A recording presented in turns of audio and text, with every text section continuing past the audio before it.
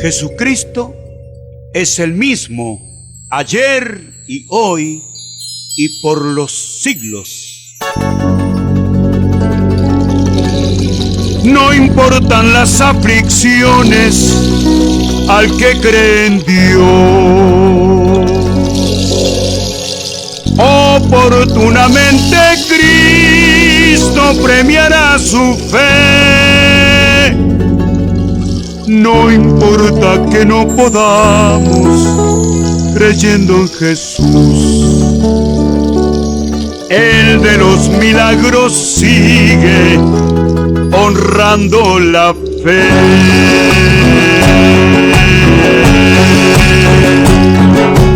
Muchos dicen nada veo delante de mí, ignoran que lo primero es creer en Él. Jesucristo es el mismo y permanece fiel. No importa que todo cambie, Él no cambiará. No se trata de ver para creer. En la gracia se cree para ver.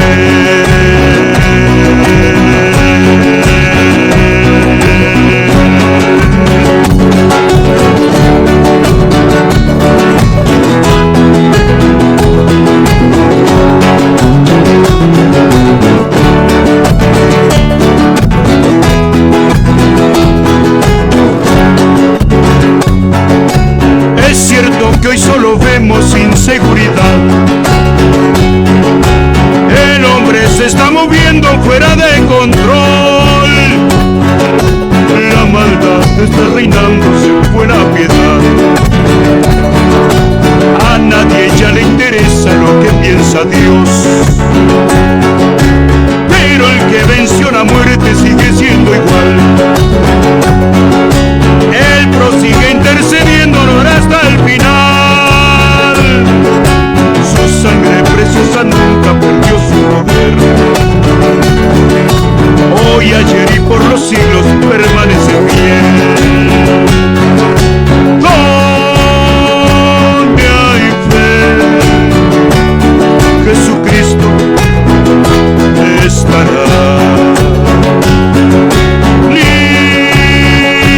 Ningún cambio al que cree dañará.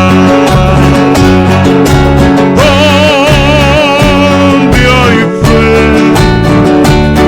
Jesucristo estará. Ningún cambio al que cree dañará.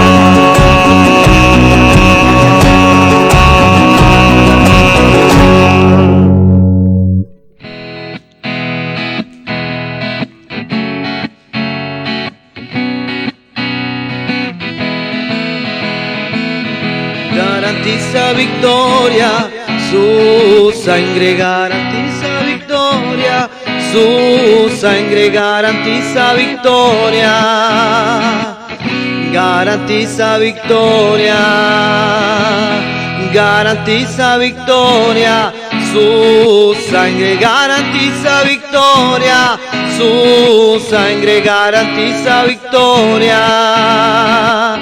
garantiza victoria.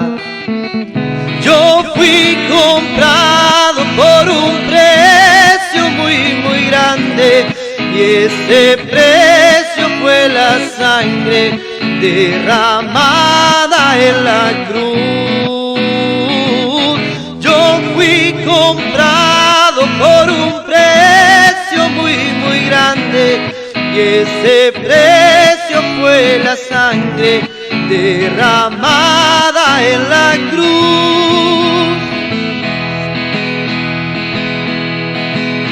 Garantiza victoria, Su sangre garantiza victoria, su sangre garantiza victoria, garantiza victoria, garantiza victoria, su sangre garantiza victoria, su sangre garantiza victoria, garantiza victoria. Yo fui comprado por un precio muy grande y ese precio fue la sangre derramada en la cruz. Yo fui comprado por un precio muy grande y ese precio fue la sangre derramada en la cruz.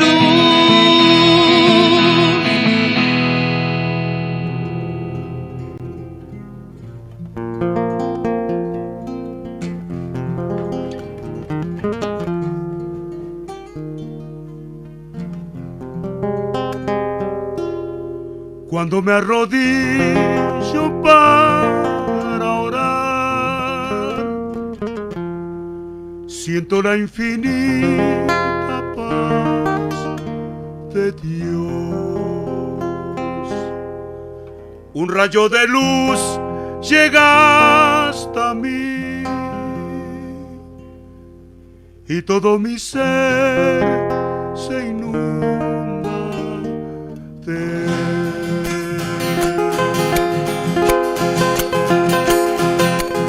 Pongo a adorarle abandonando mi petición, dándome por hecho al comprobar su dulce atención, ignorando cuándo, tampoco cómo responderá, y no me interesa, él sabe bien mi necesidad. Cada día un regalo es. Gracias, Padre, por tanta bondad.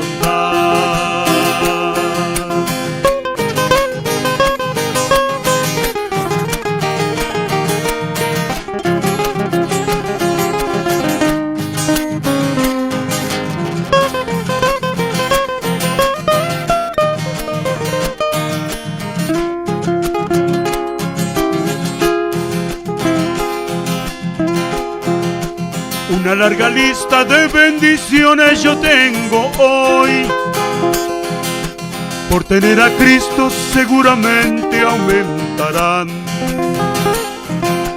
Gracias también, Padre, por la tristeza y por el dolor. Vienen de tu parte para acordarme siempre de ti. Me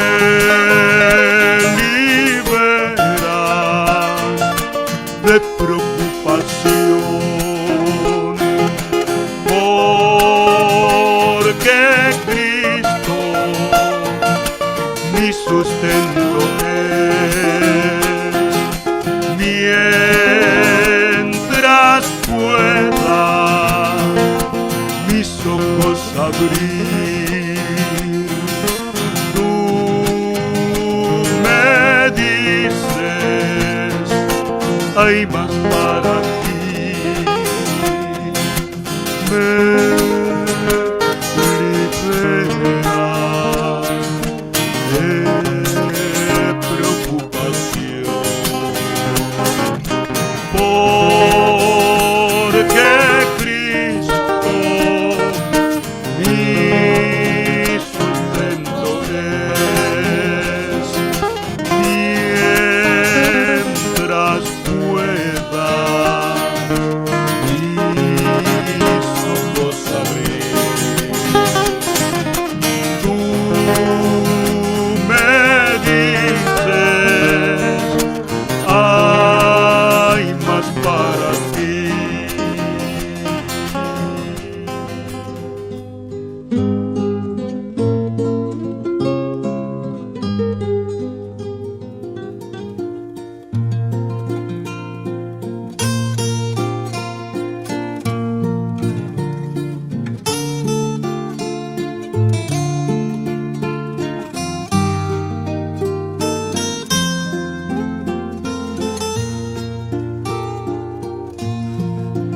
en la gracia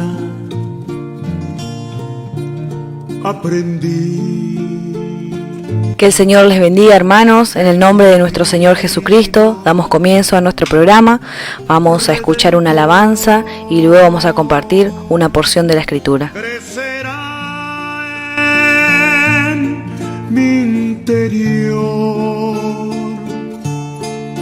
si descanso solo en Él, porque solamente en Cristo comunión.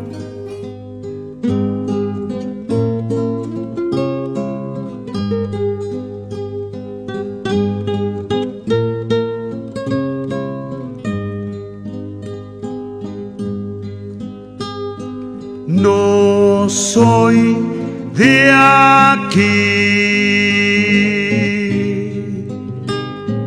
no soy de aquí. Yo sé que este lugar no es mi hogar, no soy de aquí. Yo sé que este lugar debo cruzar junto al Señor. Sé que de este desierto Dios me dará la salida. Saldré de lucha y prueba. Él sabe cómo y cuándo. En nada es agradable este desierto al que corre, pero aquí se prepara el que será vencedor. La lucha de la fe se libra aquí para vencer. Más de lo que hace falta no estaremos seguro aquí. Si de verdad amamos a Dios como nuestro Padre, de aquello que hoy sufrimos, Él nos dará la salida. No le agrada la carne, la batalla de la fe, ni hay prueba que no sea según nuestra humanidad.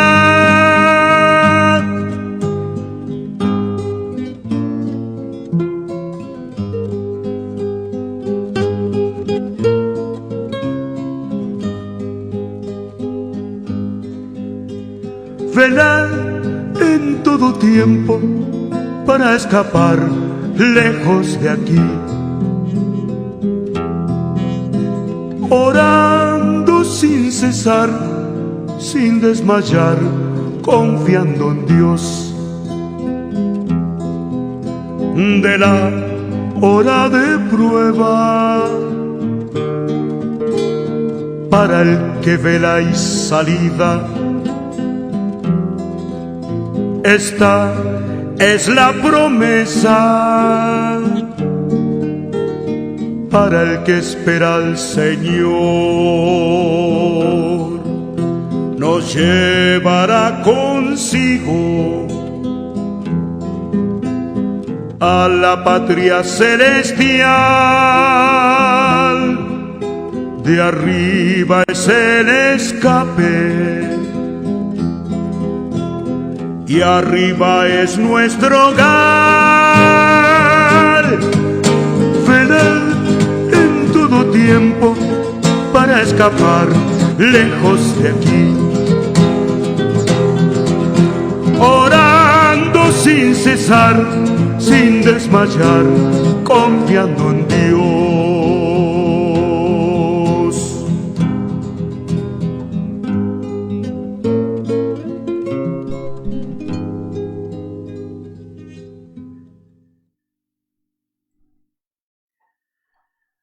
Damos gracias a Dios. Nuevamente podemos compartir esta noche la palabra. Vamos a continuar en el capítulo 29 de Isaías. Vamos a continuar con nuestro estudio y vamos a dar lectura en el nombre de Jesús. Y dice: ay de Ariel, ciudad donde habitó David. Añadid un año a otro, las fiestas sigan su curso. Mas yo pondré a Ariel en apretura, y será desconsolada y triste, y será a mí como Ariel.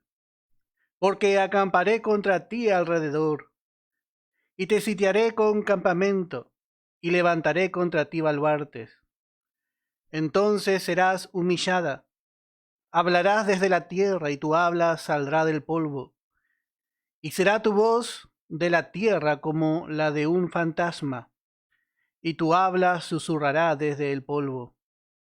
Y la muchedumbre de tus enemigos será como el polvo menudo, y la multitud de los fuertes como tamo que pasa, y será repentinamente en un momento. Bueno, aquí encontramos a Ariel y encontramos el segundo ay. Y como dijimos, otra vez es para su pueblo. Este ay es para su pueblo amado. Y aquí encontramos, dice, ay de Ariel, ciudad donde habitó David. Y así vemos que Dios se acuerda de que allí había habitado el rey escogido por Dios. Él no fue el primer rey, pero sí el primer rey escogido por Dios. Y fue el rey amado por Dios. Fue el rey amado por Dios. Y esto llegó a ser para Israel una jactancia. Así Dios le describe a esta ciudad, a Jerusalén. Esta fue la ciudad donde habitó David. David perteneció a la tribu de Judá. Y vemos que Dios anuncia, porque ellos se jactaban de tener muchas cosas. La tribu de Judá, y especialmente la ciudad de Jerusalén, se jactaban de tener el primer rey amado, escogido por Dios, de formar parte realmente de la ciudad donde estaba también el templo. Ellos sabían, realmente en la repartición de la herencia les había tocado una hermosa porción. Pero lo que vamos a ver es que ellos no vivieron conforme a lo que les tocó. Ellos, cuando Dios repartió la herencia en Canaán, les tocó Jerusalén. Les tocó realmente tener allí el templo y les tocó tener muchas cosas que quizás otras tribus no tenían. Y ellos tenían ese orgullo, esa soberbia, pero ellos nunca pudieron realmente gozar totalmente la realidad, y menos en este momento. Ellos eran soberbios solamente por tener una herencia que realmente no estaban gozando. No estaban gozando de una comunión con Dios. Esto no era solamente por ser de Jerusalén. Y vemos cómo Dios usa este nombre para describir a esta ciudad. Le llama Ariel. Y Ariel significa león de Dios. También se traduce como criatura de Dios. O también se puede llegar a traducir el que está en el altar de Dios. Realmente Judá tuvo una gran porción. Cuando podemos ver primeramente en Génesis 49, en el verso 9. Génesis capítulo 49.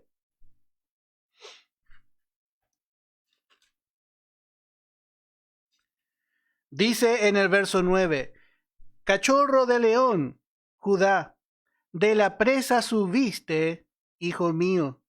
Se encorvó, se echó como león, así como león viejo, ¿quién lo despertará? No será quitado el cetro de Judá. Bueno, en Judá estaba justamente Jerusalén, el lugar donde estaba el trono. Y dice, no será quitado, dice, el cetro de Judá, ni el legislador de entre sus pies, hasta que venga Silo. La palabra Silo significa enviado. Y esto apunta también al Señor, al milenio. Pero note que Judá, que Jerusalén, tenía en alta estima lo que ellos eran entre las demás naciones. Ellos creían que por tener allí el trono, tener realmente la verdadera genealogía real entre ellos, y sobre todo también por tener el templo, por tener el sacerdocio. Ellos llegaron a realmente a pensar que por esa causa Dios no iba a manifestar su juicio allí. Ellos pensaron en alguna forma que por toda la ceremonia que ellos allí festejaban, por toda su religiosidad, bueno, Dios no iba a efectuar juicio allí en Jerusalén, porque ellos eran Ariel, eran el león de Dios, eran el lugar donde Dios tenía el templo, donde estaba el altar de Dios. Y así esta ciudad realmente fue muy importante. Cuando miramos a los ojos de Dios realmente fue importante, porque allí estaba especialmente, como estamos diciendo, el templo de Jehová, estaba su altar, estaba el arca. Y era importante, era distinguida como un león fuerte, como un león valiente. Allí estaba el ejército. Esta ciudad realmente Dios le había dado el primado entre las demás tribus, entre las demás ciudades. Y realmente esta ciudad, como dijimos, era realmente una ciudad favorecida. Pero ellos tendrían que haber sido un guardián. Jerusalén tendría que haber sido un guardián para las demás naciones. Pero lo que vemos es que Jerusalén con el tiempo llegó a ser también como la principal ciudad idólatra, porque ellos llenaron el templo de idolatría. Ellos realmente pensaron que nunca Dios, que nunca Dios le iba a juzgar, o que por ser ellos Dios cancelaría su juicio. Y bueno, pero vemos que Dios no mira así. Ellos sí eran la ciudad escogida de Dios, pero ellos no estaban viviendo una vida realmente que agrade a Dios. Ellos habían caído en la idolatría. Y todo esto que ellos hacían, todas estas ceremonias, aún el sacerdocio, toda la fiesta, note que Dios les dice, añadid un año a otro. Las fiestas sigan su curso. Dios les dice, sigan en su religiosidad. Todas estas fiestas llegaron a ser una expresión de formalismo, de algo superficial. Ellos no hacían para Dios. Ellos tomaron como una costumbre y decían, bueno, nosotros somos Jerusalén de Dios. Y así ellos llegaron a tomar. Por eso habíamos visto primeramente en Isaías capítulo 1 cómo empieza esta profecía. Lo que más realmente Dios estaba mirando era esto. Justamente que ellos realmente hacían todo algo exterior, un culto exterior, pero Dios estaba mirando el corazón de ellos. Y Dios le habla en el capítulo 1, en el verso 10, y le llama príncipe de Sodoma, oíd la palabra de Jehová. Escuchad la ley de nuestro Dios, pueblo de Gomorra. Y note que les dice, ¿para qué me sirve, dice Jehová, la multitud de vuestros sacrificios? Hastiado estoy de holocaustos, de carnero y de cebo, de animales gordos. No quiero sangre de bueyes, ni de ovejas, ni de machos cabríos. ¿quién demanda esto de vuestras manos? Bueno, Dios había demandado. Dios había pedido, Dios le había enseñado a los sacerdotes esto. Pero Dios no le había dicho para que haga como una costumbre, como una religiosidad. Y dice, cuando venís a presentaros delante de mí para hollar mis atrios. Note lo que Dios pensaba de su templo, de sus sacrificios, porque ya no eran de él, era del pueblo. El atrio era de Dios, pero todo lo que hacían allí no era de Dios, era de ellos. Pertenecía a su manifestación religiosa. Por eso Dios le dice, no me traigáis más vana ofrenda. El incienso me es abominación. Luna nueva, día de reposo, el convocar asambleas no lo puedo sufrir. Son iniquidad vuestras fiestas solemnes. Era la religiosidad nomás del hombre viejo. El hombre viejo hacía todo bien. Por fuera, era todo bien, todo correcto por fuera, pero era una religiosidad. Y ellos pensaron que por esta actividad que ellos cumplían así religiosamente, Dios no le iba a juzgar. Pero Dios ya no estaba soportando más, dice, ya no lo puedo tolerar, no soporto más. No me traigas, dice, no lo puedo sufrir. Dice el verso 14, vuestras lunas nuevas. Dice, y vuestras fiestas solemnes las tiene aborrecida mi alma. Me son gravosas. Cuando nosotros vamos entendiendo todos estos sacrificios, todas estas fiestas, bueno, tendrían que haber dado descanso a Dios. Eran para darle descanso a Dios. Dios tendría que haberse sentido propiciado. Pero note que la palabra dice Dios, dice, me son gravosas. Me son gravosas, porque el problema era que ellos lo hacían como una costumbre. Y dice, cansado estoy de soportarlas. Bueno, y así es muchas veces también con nosotros. Muchas veces nosotros tomamos como una costumbre las cosas espirituales. Las tomamos como si fuese un ejercicio.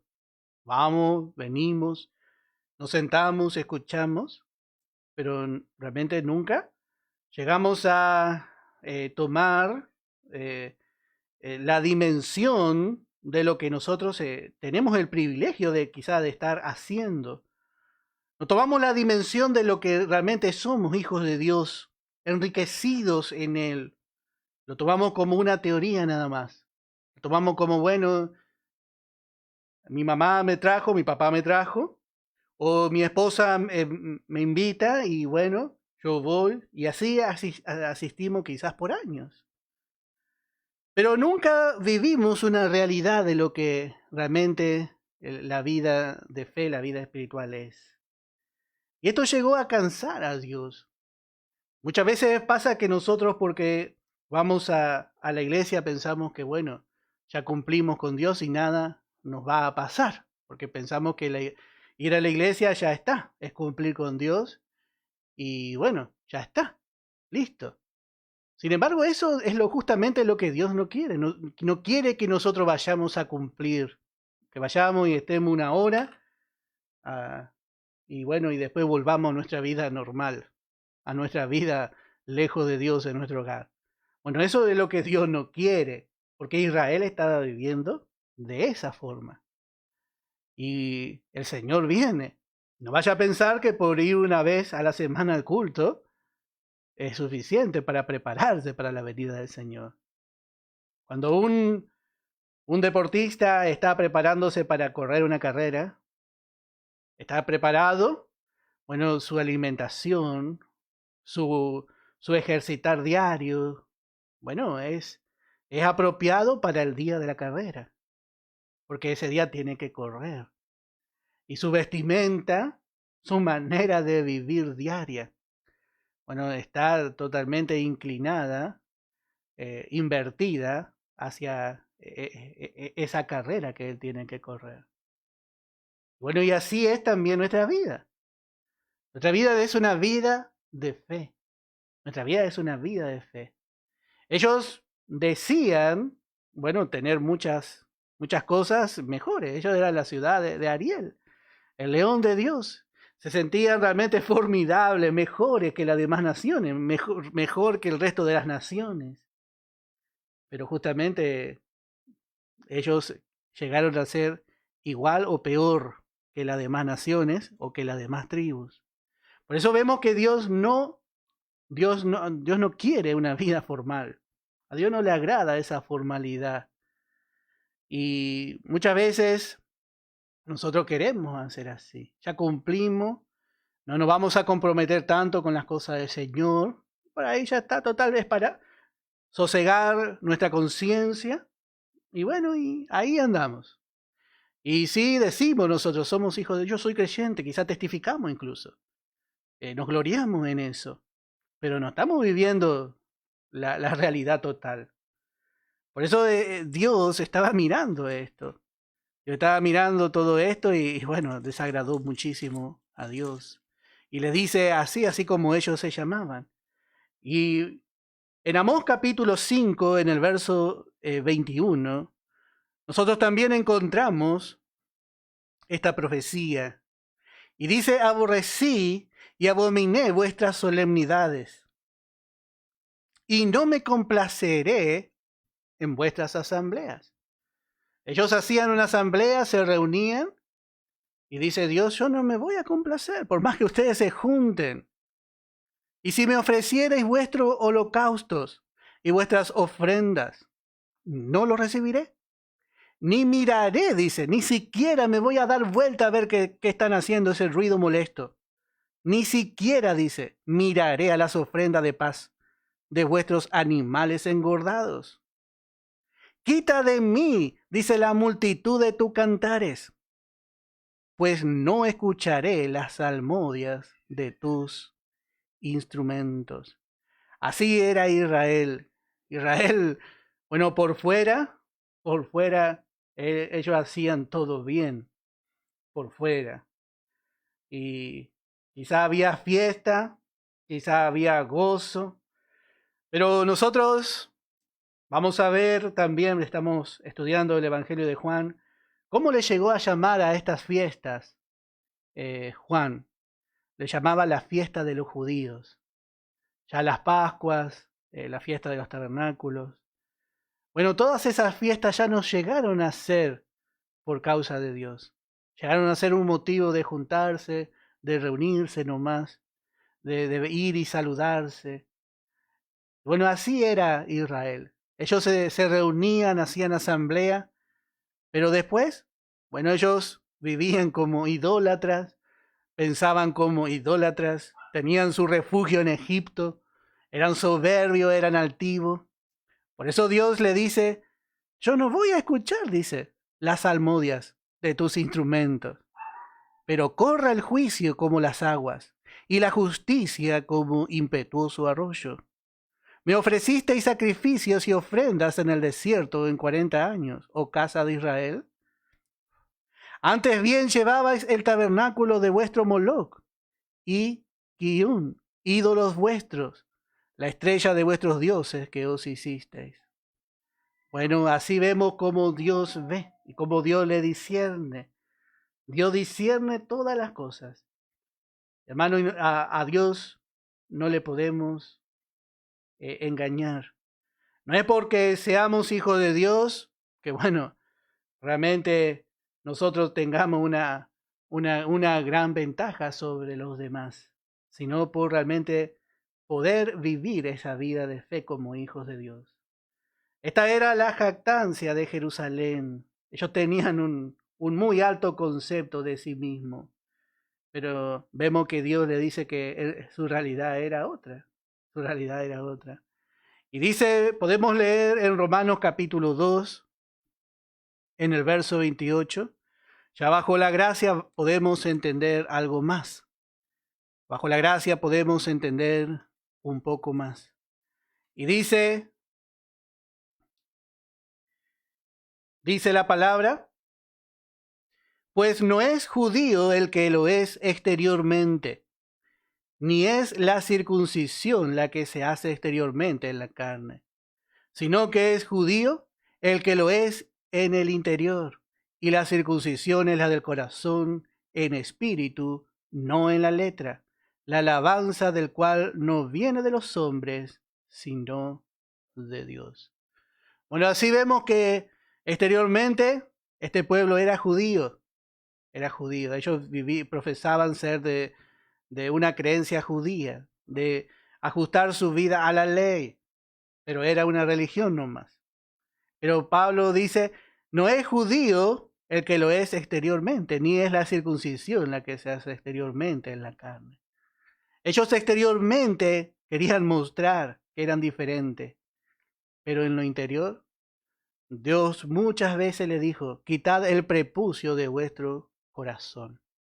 Interiormente Dios miraba y su corazón no era perfecto, porque el judío es el que lo es interiormente, y la circuncisión es la del corazón. Este pueblo no era convertido, este pueblo no era un pueblo convertido. Ellos profesaban tener a Dios, y Dios ya hace tiempo estaba abandonando a su pueblo. Cuando ellos erigieron el tabernáculo, la gloria de Dios se instaló allí. Descendió ahí ese Shekinah de gloria, la presencia de Dios descendió sobre el tabernáculo. Pero por causa de sus formas y de sus maneras, Dios no pudo realmente manifestarse en su pueblo como debiera. Podemos mirar en Ezequiel capítulo 10, profecía de Ezequiel capítulo 10, dice en el verso 3, Ezequiel capítulo 10, en el verso 3, y dice, y los querubines estaban a la mano derecha de la casa, cuando este varón entró, y la nube llenaba el atrio de adentro. Entonces la gloria de Jehová se elevó de encima del querubín al umbral de la puerta, y la casa fue llena de la nube, y el atrio se llenó del resplandor de la gloria de Jehová. Y el estruendo de la sala de los querubines se oía hasta el atrio de afuera, como la voz del Dios omnipotente cuando habla. Bueno, realmente vemos qué visión tuvo Ezequiel. Primeramente, vemos que el templo, ellos se jactaban de tener el templo y el oficio sacerdotal, y vemos que primeramente la gloria permanecía allí. La gloria permanecía allí. Estaban allí los querubines. Los querubines siempre nos hablan de los fieles, de los vencedores. Ellos siempre están asociados con el culto, con la adoración. Están asociados con el trono de Dios siempre, hermano. Ellos siempre están alabando al Señor. Por eso se manifiesta su gloria. Cuando se manifiesta a Dios es porque hay fieles, porque hay hermanos que adoran su nombre realmente. Y vemos que la gloria estaba allí. Y dice que empezó a salir poco a poco hacia la puerta del atrio. Y dice en el verso 18, entonces la gloria de Jehová se elevó de encima del umbral de la casa y se puso sobre los querubines. Así poco a poco Dios ya no podía permanecer allí. Dios permanecía allí porque todo era para Él, porque Él tenía el lugar principal. Porque realmente este pueblo era sincero. Realmente este pueblo fue sincero en reconocer su necesidad. Y bueno, allí ellos ofrecieron un tiempo, especialmente los tiempos que los reyes fueron fieles y que le guiaron a la espiritualidad, a la sinceridad a su Dios. Pero mientras ellos empezaron a contaminarse, bueno, Dios empezó a salir. Empezó la gloria de Jehová a salir poco a poco. Ellos empezaron a contaminarse con la forma de las demás naciones. Entonces la gloria de Jehová, dice, se elevó. Así poco a poco Dios, como no queriendo abandonar a su pueblo, se elevó hasta el umbral de la casa y se puso sobre los querubines. Así realmente hizo Dios.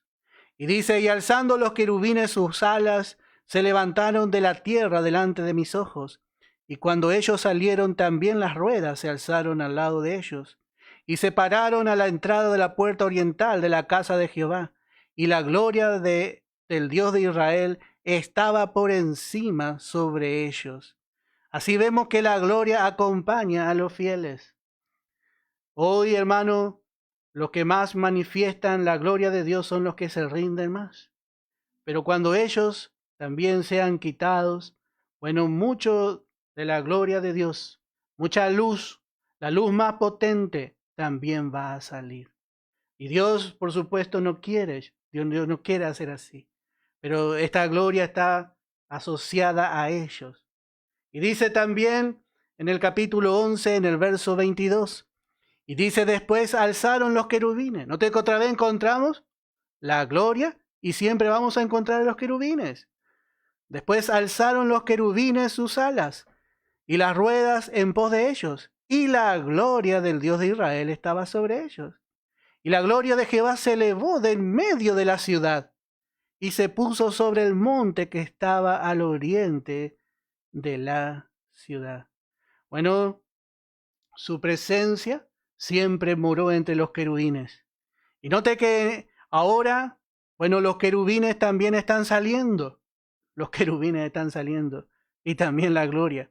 Y en este caso dice, se elevó del medio de la ciudad y se puso, dice, sobre el monte que estaba al oriente de la ciudad. Dios como esperando aún que el pueblo se arrepienta.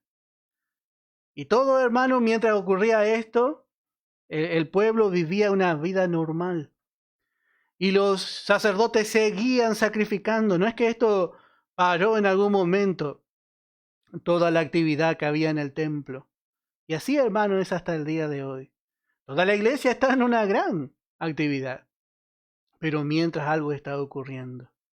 Hermano, Dios está trabajando. La gloria de Jehová se elevó de en medio de la ciudad y se puso sobre el monte que está al oriente de la ciudad. Y allí realmente, cuando salió, hermano, esta gloria, bueno, realmente hasta el día de hoy, hablando ya literalmente de Israel, ya no volvió más. Ya no volvió más. Esta gloria salió. Y ellos también, bueno, allí perdieron su oportunidad. Y Ezequiel realmente veía todo esto. Y nos llama tanto la atención. Un día vamos a estudiar este libro. Porque él vio todo esto desde el río Quebar. Él había sido transportado.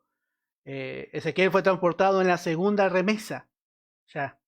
En el segundo grupo que fue quitado de Jerusalén y llevado a Babilonia, él fue transportado allí, él fue con el pueblo. Y mientras Dios le estaba mostrando lo que acontecía en el templo de Jerusalén, le estaba mostrando y tenía los ojos tan abiertos este profeta. Y a pesar de que Dios estaba abandonando su pueblo, siempre este profeta fiel usó, dice, la mano de Dios sobre mí. Usó esta frase, la mano de Dios sobre mí. Siempre habíamos estudiado este libro y cuando estudiamos decíamos con los hermanos. Siempre Ezequiel vio la presencia de Dios sobre él. Aunque ya había abandonado al pueblo. Dios nunca abandona a los fieles. Y así vemos, hermano, que sucedía esto. Y realmente esto se va a arreglar recién en el milenio. Y para poder cerrar esto, en Ezequiel capítulo 48, en el verso 35. Dice, aquí estamos viendo, en estos últimos capítulos, bueno, Dios nos da las medidas del templo milenial y nos da algunas cuestiones en cuanto a la comunión y en cuanto a las maneras que va a manejarse dentro de la ciudad de Jerusalén. Y en el verso 35, note cómo termina el libro de Ezequiel.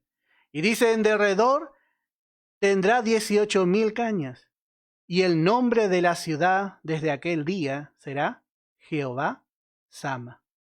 Y esto es, Jehová está allí.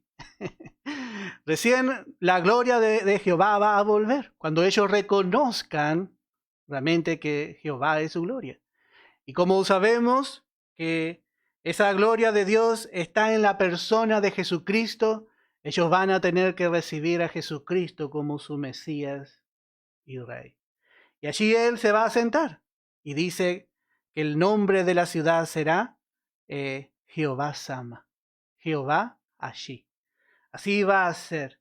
Pero Dios ahora no puede. Dios no puede estar allí porque no tolera. Aún Israel, los judíos hasta ahora están celebrando toda esa ceremonia, las fiestas. Aún no pueden ofrecer sacrificio, pero poco falta. Pero toda su ceremonia religiosa, bueno, no va a tener ninguna atención de Dios, sino más bien va a tener el juicio de Dios. Por eso encontramos en Isaías, ahí en nuestro estudio, en el verso 2, capítulo 29, verso 2, dice: mas yo pondré a Ariel en apretura y será desconsolada y triste. Así va a ser Dios con su pueblo. Toda su ceremonia, toda su religiosidad, bueno, como vemos, no va a detener el juicio de Dios sobre ellos. Y dice también, dice la palabra, y será desconsolada. Toda esa fiesta que ellos hacen para ellos va a transformar en un desconsuelo, así en el tiempo de la angustia de Jacob. Y dice, será desconsolada y triste. Así dice la palabra, como mujer desconsolada y triste de espíritu. Así va a estar la nación. Y será a mí como Ariel. Así vemos dos cosas aquí. Vemos que el juicio no se va a detener por la importancia que ellos piensen tener. Aún el judío sabe, hasta el día de hoy, saben que son una nación escogida. Pero en este tiempo hay otra elegida, como escribe en 2 de Juan. Hay una señora de más importancia en este tiempo, que es la iglesia. Pero ellos no quieren reconocer que ahora están en viudez. Ellos se sienten elegidos aún.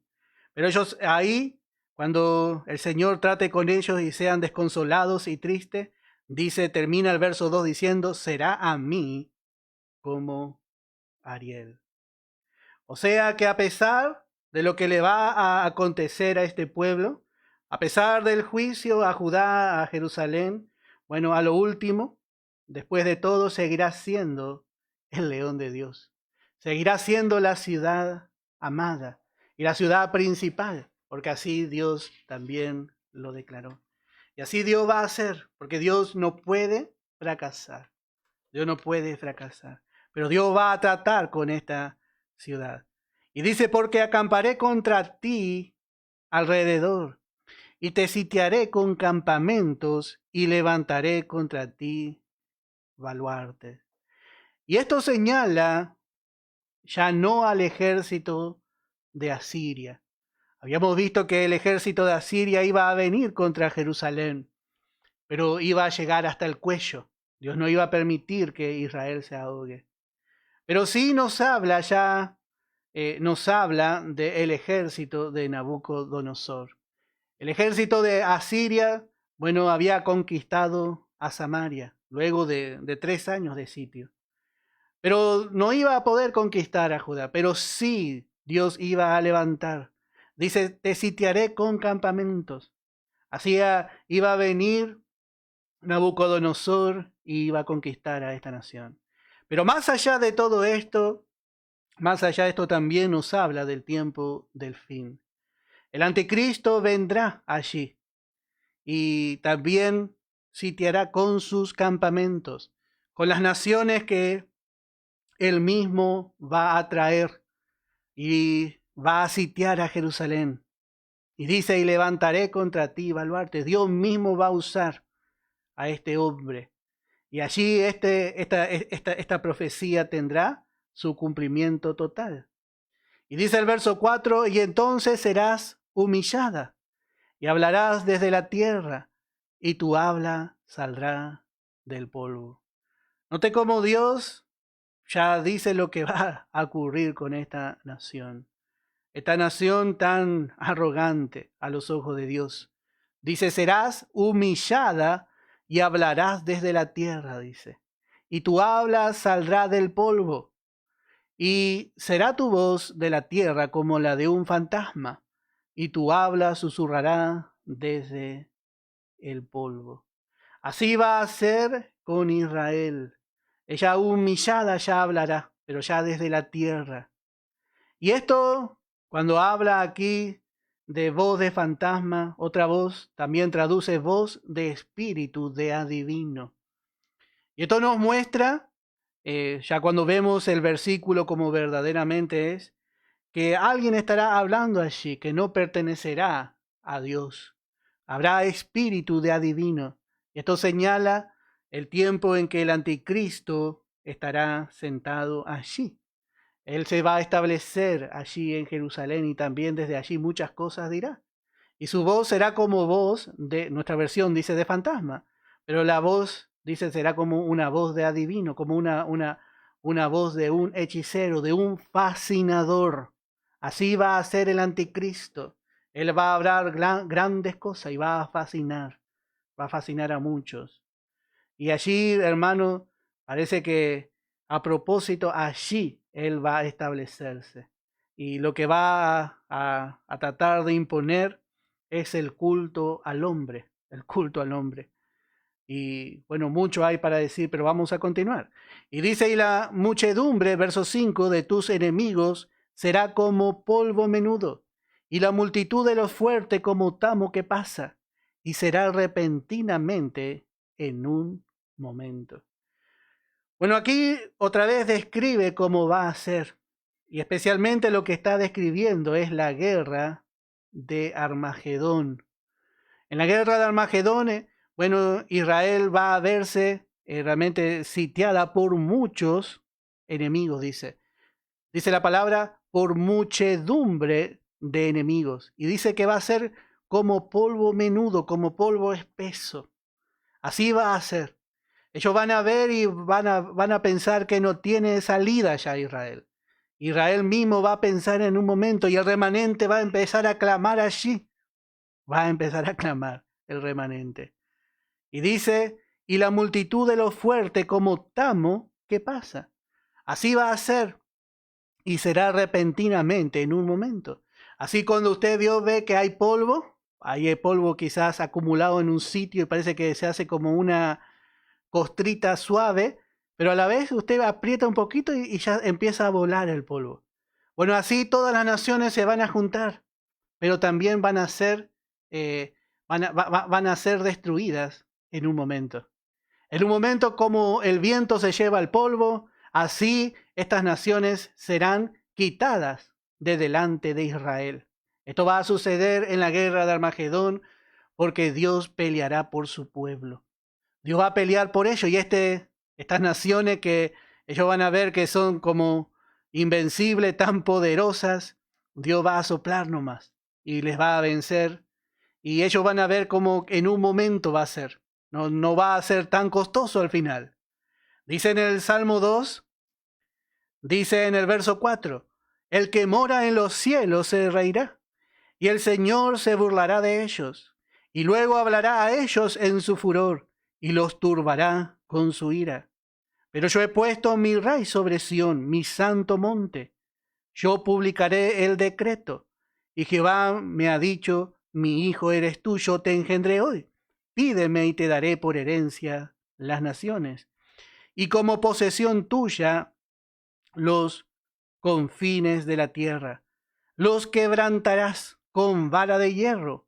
Y dice, como vasija de alfarero los desmenuzarás.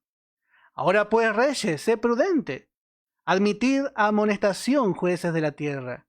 Servid a Jehová con temor y alegraos con temblor. Honrad al Hijo para que no se enoje y perezcáis en el camino, pues se inflama de pronto su ira. Así va a ser en Armagedón. Su ira se va a inflamar y como que va a estallar.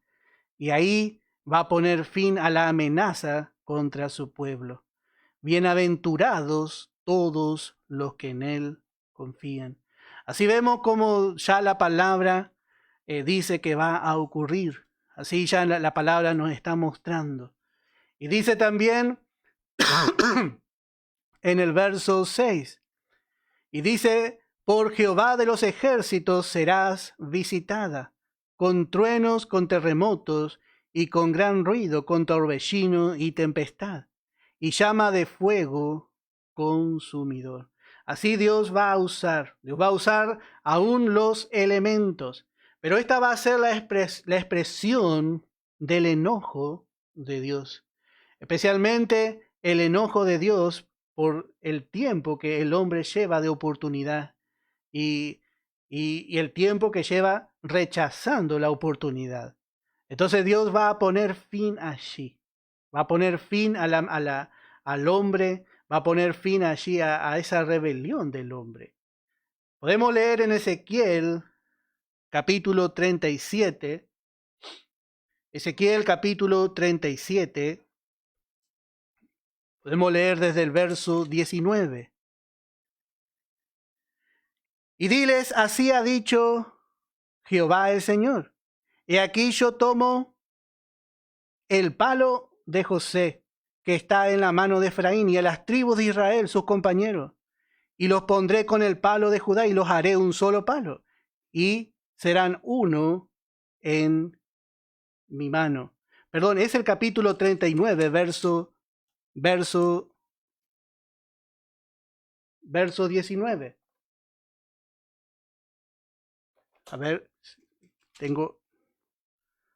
Bueno, aquí encontramos, realmente en la cita que estamos buscando, que ya vamos a encontrar, cómo va a ser.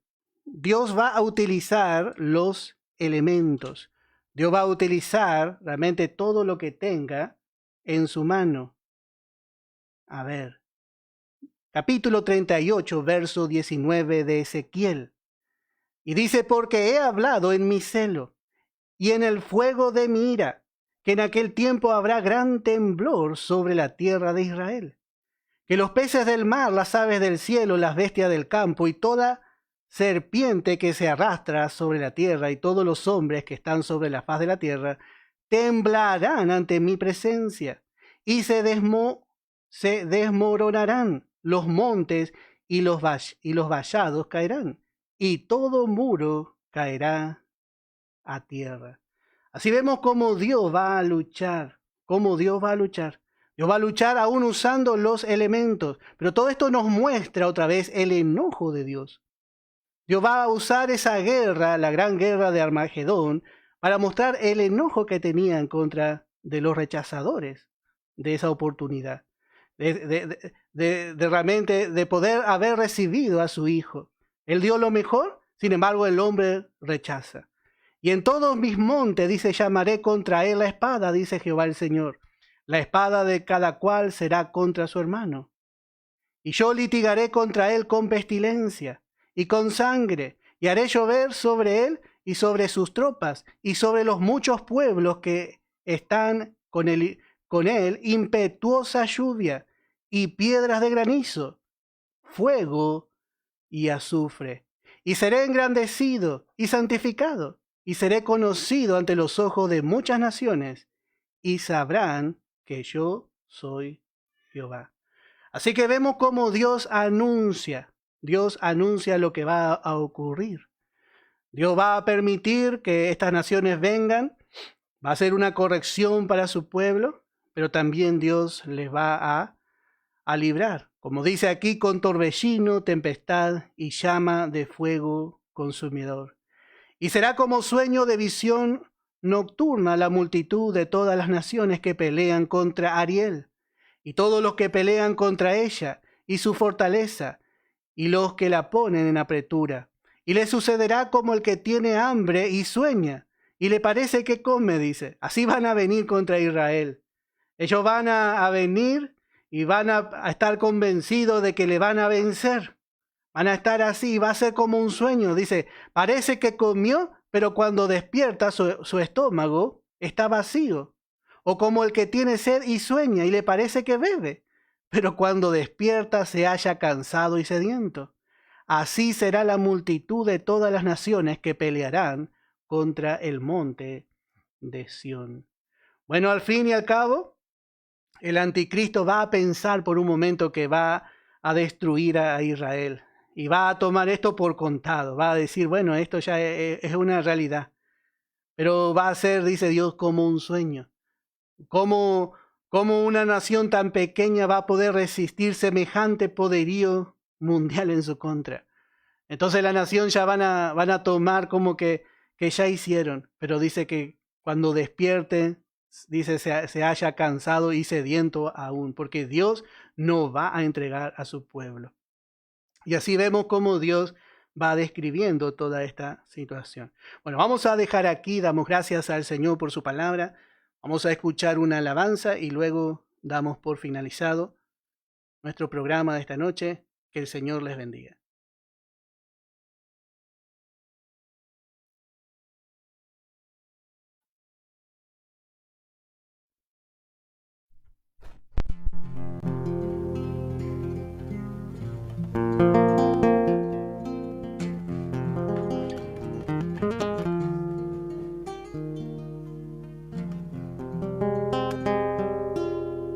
Cuando me arrodillo para orar, siento la infinita paz de Dios. Un rayo de luz llega hasta mí y todo mi ser se inunda de él.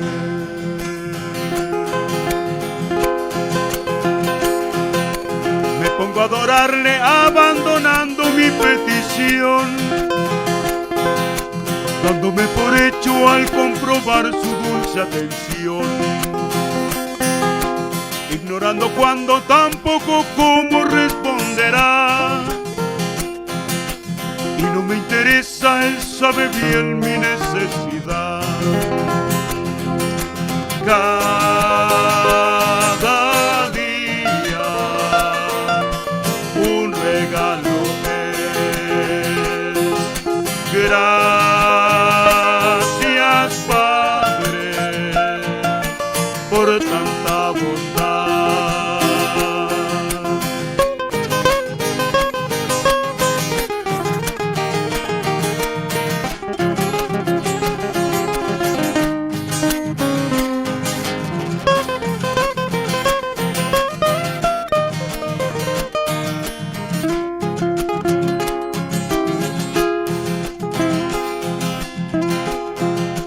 Una larga lista de bendiciones yo tengo hoy.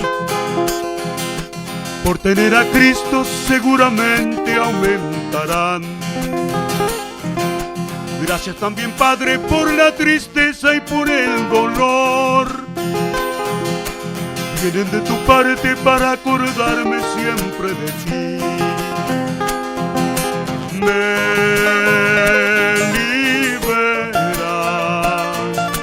de preocupación, porque Cristo mi sustento es,